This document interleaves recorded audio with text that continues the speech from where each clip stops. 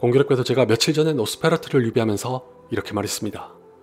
유독 공포영화를 리뷰할 때 이런 말씀을 자주 드리게 되는데 우리가 흔히 공포영화라고 했을 때 떠올리게 되는 공포영화와는 좀 다릅니다.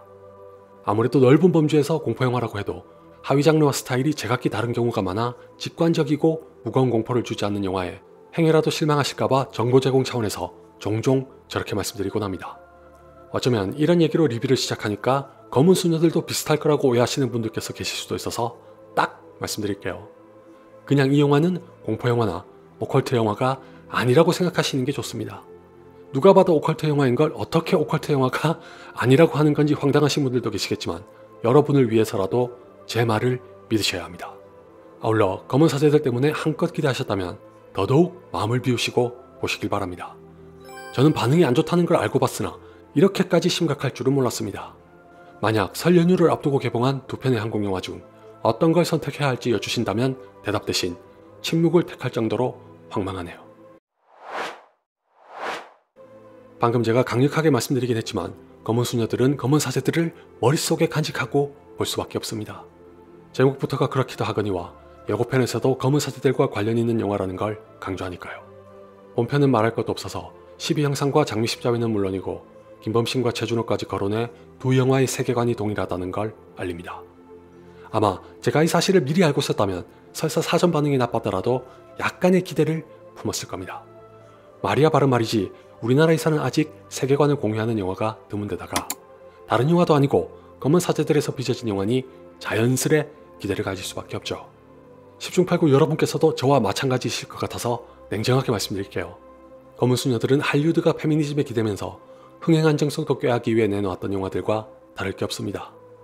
여러 차례 강조했다시피 이런 영화들의 가장 큰 문제는 상업영화의 미덕이자 가치인 재미를 뒤로한 채 그저 특정 사상을 옹호하는 부류의 입맛에 맞게 적당히 포장하는 걸로 관객을 기만한다는 겁니다. 디즈니에서 리메이크로 내놓는 영화들도 그렇긴 합니다만 검은 수녀들은 개 중에서도 심한 축에 속합니다. 막말로 이 영화는 제가 지적한 할리우드의 영화들보다 더 성의가 없고 원래는 다른 내용과 장르의 각본이었던 걸 억지로 검은 사제들의 여성 버전으로 바꾼 것만 같습니다. 송혜교 씨가 연기한 윤희아는 허준호 씨가 연기한 신부를 도와 한 소년의 몸을 차지한 악령을 되찾으려고 합니다. 신부가 위기에 처한 사이에 윤희아가 기지를 발휘해 악령이 잠시 물러간 것은 다행이었으나 신부에게 악령의 기운이 번지는 바람에 더는 구마예식을 진행할 수 없게 되고 맙니다.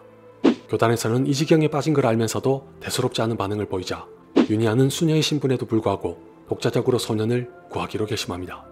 이 과정에서 윤희아는 자신과 같으면서도 다른 삶을 살아가는 미카엘라를 만나게 되는데 윤희아를 못마땅하게 여겼던 미카엘라는 소년을 살려야 한다는 공통된 목표를 가지고 합류합니다.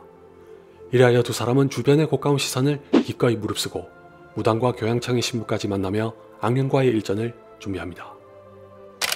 총체적 난국이란 표현이 아깝지 않은 검은 수녀들은 각본의 탓인지 편집의 탓인지 모를 연유로 인해 미리 판을 깔거나 토대를 다지지 않고 다짜고짜 건물부터 세우려고 합니다.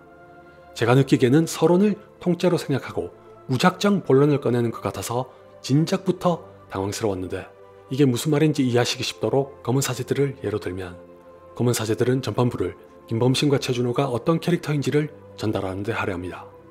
덕분에 우린 김범신이 약간 껄렁한 것 같으면서도 신실한 신부라는 걸 알게 되고 최준호에게는 반드시 극복해야 할 가슴 아픈 트라우마가 있다는 것도 알게 됩니다. 더 나아가 중반부에서는 이런 두 사람이 관계를 쌓아간 끝에 화합하는 것까지 보게 됩니다.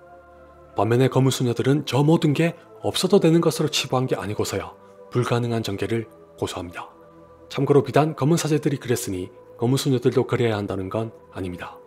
이야기를 기반으로 하는 절대다수의 매체에는 응당 있어야 할 구성이고 그게 스토리텔링의 기본입니다. 다시 말해 검은 수녀들은 이 기본을 무시하기 때문에 관객으로 하여금 이야기에 몰입하도록 유도하는 건 고사하고 그 어떤 캐릭터도 공감과 연민 등의 감정을 얻어내지 못합니다. 대표적으로 영화가 시작하자마자 수녀의 고정된 이미지를 깨고 연신 담배를 피우며 신부들 앞에서 대뜸 욕까지 하는 우악스러운 윤희아는 단지 김범신에게 배웠다는 말로 캐릭터를 정립하려는 게 고작입니다. 뿐만 아니라 동기부여는 아예 없다시피 해서 왜 모두의 반대와 업신여김을 감수하면서까지 구마사제의 자격조차 없는 수녀가 소년을 살리기 위해 필사적으로 매달리는지도 모릅니다. 오로지 신을 섬기는 자의 사명이라거나 인간의 도리라는 걸로 얼버무릴 요량이었다면 검은 수녀들은 관객의 외면을 받는 게 지극히 당연합니다. 캐릭터로 관객의 이목을 사로잡지 못하고 서사로 흥미와 몰입을 형성하지 못하는 영화가 상업적으로 성공하길 바라는 건 욕심이죠. 상대적으로 미카엘라는 과거를 보여주며 하나의 캐릭터로서 필요한 기틀을 마련하지만 그런 캐릭터의 존재감마저 정작 뒤로 가면 갈수록 희미해집니다. 이 때문에 미카엘라는 여성서사를 내세우는 영화가 필수적으로 집착하는 연대를 위한 도구에 지나지 않는 캐릭터라는 인상만 남기고 사라집니다. 제가 동료의 영화를 질색하는 근본적인 이유는 제작자, 작가, 감독 등이 가진 아니라고 편향적인 마인드 때문입니다.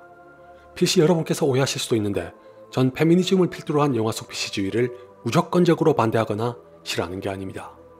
상업영화의 경우는 아주 높은 확률로 진정성이라고는 눈꽃만큼도 안 보이는 주제에 어떻게 해서든 심기를 거스르지 않고 비비를 맞추기 위해 또는 시류에 편승하고 부합하기 위해 척을 하는 작태가 눈꼴 사나운 데다가 영양도 안 되면서 그짓까지 하려다 보니 영화의 완성도 자체가 무너지는 게 너무 싫습니다. 제가 검은 수녀들의 극도로 실망한 이유도 비슷합니다. 노골적으로 말하면 이 영화의 중심에 놓인 문장은 Girls Can Do Anything이라고 해도 과언이 아닙니다. 수녀인 윤희아가 머리에 수건을 하지 않은 모습으로 나타나고 곧이어 담배를 한 대 피우고는 구마의식이 벌어지고 있는 현장으로 들어가 악령에게 고전하고 있는 신부를 뒤로 한 채 무려 말통에 담긴 성수를 부마자에게 냅다 뿌려버리는 저 우스꽝스러운 도입부는 나야 센 언니가 왔어 라는 인사이자 선언을 투박하게 함축한 장면과 다름없습니다. 그 의도가 매우 선명하게 보이는 것도 거부감을 절로 일으켰으나 기껏 한다는 게 말통에 담긴 성수라는 건 요즘 하는 말로 진짜 짜치지 않나요? 설상가상 이게 또 한 번만 나오는 것도 아니라 저럴 거면 그냥 소방차에 담아서 호스로 뿌리는 게 낫겠다는 비아냥까지 자아내는 영화가 도리어 여성 혐오라는 오해 내지는 논란의 대상이 됐다는 것도 제작진이 얼마나 어설픈지를 잘 보여줍니다. 사실 전 이런 논란이 있었다는 걸 영화를 보고 난 후에서야 알았는데 개인적으로는 일단 악령이 쏟아나는 대사가 구려서 싫었습니다. 자궁이 어쩌고 유방이 저쩌고 하는 건 오컬트 영화에서 흔한 사례로 치부할 수 있는 것도 맞지만 신부에게는 발기불능이다, 무정자증이다, 쓸모도 없다 등으로 모욕하진 않으니 말이 나올 만도 합니다. 단 이런 기준의 잣대를 검은 수녀들에게 들이대면 남성 혐오나 가톨릭 혐오에서도 자유롭지 못합니다. 구마의식이 필요한 소년이 있다는 걸 알면서도 고위성직자로 보이는 인간들이 하나같이 손 놓고 있질 않나. 답답하고 절박해서 뭐라도 해보겠다고 나서려는 수녀를 도와주지 못할 망정 무시하질 않나. 이진욱 씨가 연기하길래 회심의 카드라도 되는 줄 알았던 캐릭터는 대체 왜 나온 건지 모르겠다는 욕을 부릅니다. 이 외에도 더 있지만 제가 드리고 싶은 말씀의 요지는 굳이 이 영화의 여성 혐오고 나발이고를 들먹일 필요와 가치도 없다는 겁니다. 검은 수녀들은 거의 모든 부분에서 검은 사제들을 여성 버전으로 치환한 각본에 거의 전적으로 의존하는 주제에 여성 서산이 연대니 하는 페미니즘의 가치를 억지로 쑤셔넣으려고 했을 뿐입니다. 그 와중에 여성 혐오라는 논란을 일으켰으니 이게 바로 코미디죠. 긍정적으로 보자면 히트맨2와 동일하게 시도는 좋았습니다. 검은 사제들을 포함해 우리가 지금까지 봤던 오컬트 영화와는 다르게 주인공을 수녀로 설정하고 이것을 통해 드라마적으로 접근하려는 발상은 나름 신선합니다. 다만 그럴 심산이었다면 오컬트 영화로서의 색깔은 희석시키면 희석시킬수록 좋습니다.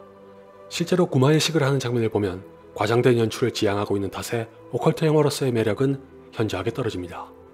송혜교 씨의 연기도 상당히 건조해서 왜 더 글로리의 문동은과 똑같다는 비판이 나오는 건지 한눈에 알 수 있죠. 그럼에도 불구하고 검은 수녀들이 혹평을 받을 수밖에 없는 건 드라마적인 접근이라는 시도가 시도에서 그쳤기 때문입니다. 무엇보다도 흥행 안정성에 눈이 먼 할리우드를 벤치마킹이라도 한 것처럼 무리하게 검은 사제들이라는 독이 든 성배를 끌고 들어가려다 보니 이 영화가 품고 있었던 고유한 서사도 제 역할을 못하고 오컬트 영화로서의 정체성도 잃어버리는 최악의 결과를 낳았습니다. 어디까지나 제 사견에 불과하지만 어쭙지 않게 여성 서사인 척하지 말고 진정으로 오롯이 윤희아 수녀에게 초점을 맞췄다면 이 영화의 가치는 훨씬 높았을 거라고 생각합니다. 지금은 이것저것 다 섭렵해 구색을 갖추려는 바람에 뭐 하나 제대로 전달이 되기는커녕 발목을 잡게 만드는 덫이 차고 넘칩니다. 길게 말할 것도 없이 이미 영화를 보신 분이라면 한번 생각해보세요. 검은 수녀들에서 구마 사제의 자격도 없는 유니아 수녀가 구마를 하기 위해 무슨 고난을 어떻게 극복했나요? 아니, 그런 게 있긴 있었나요?